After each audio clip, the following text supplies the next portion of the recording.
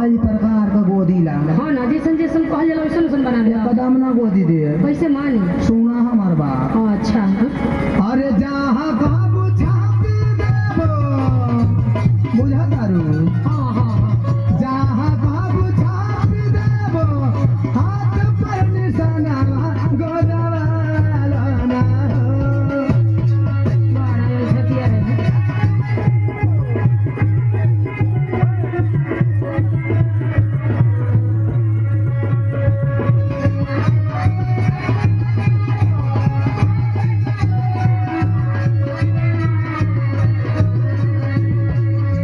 जहाँ बाबू छापी देबो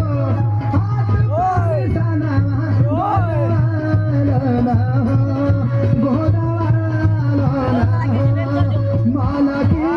तू गोदाना गोदवा लाना माला के तू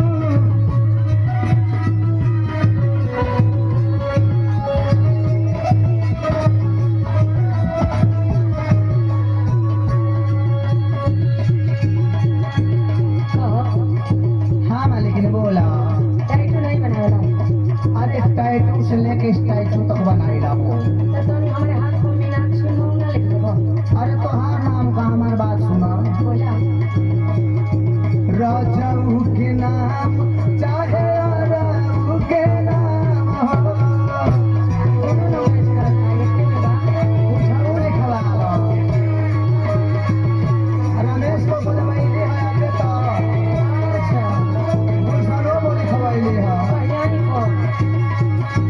बड़ा सुधर लागी ढेरले तनई के नाम हो खाली 100 रुपया लागी गुलशन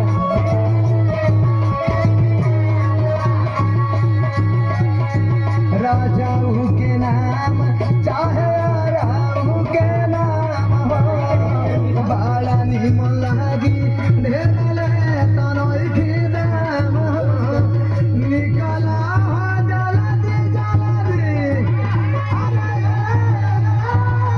माला के ने अरे बोला ना बोले अरे दो चार लोग लौली बटोरा ना हो अरे ऐसा ही चीज नहीं बंदा खुदे लोग आ जाए अरे जोरे ले जाओ तनी गांव में घूम के खबर दे दे रे हरिया लेना पीटा पीटा निकला हो निकला जल्दी छोड़ के मकाना गोदवा लाना